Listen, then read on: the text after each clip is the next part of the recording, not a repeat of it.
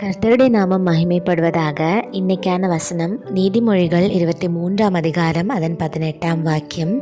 நிச்சயமாகவே முடிவு உண்டு, உன் நம்பிக்கை வீண் போகாது. எவ்வளோ ஒரு நல்ல வசனம் இல்லையா? ஒரு ஹாப்பி நியூஸோட தான் இந்த மார்னிங்கில் வந்திருக்கேன். உங்கள் நம்பிக்கை வீண் போகாத, நிச்சயமாகவே ஒரு முடிவு உண்டு. ஸோ தேவ பிள்ளைங்க, இப்போது என்னென்ன கஷ்டத்தில் இருக்கீங்களோ, இப்போ உங்கள் வீட்டில் ஒரு வேளை கஷ்டமாக இருக்கலாம், உங்கள் ஃபேமிலியில், உங்களோட ஒர்க் பிளேஸில், எங்கே வேணால் உங்களுக்கு ப்ராப்ளம் இருக்கலாம். ஆனால் எல்லாத்துக்குமே நிச்சயமாக ஒரு முடிவு உண்டு. நம்பிக்கையை மட்டும் எப்போவுமே விட்டுறாமல் வெயிட் பண்ணணும்.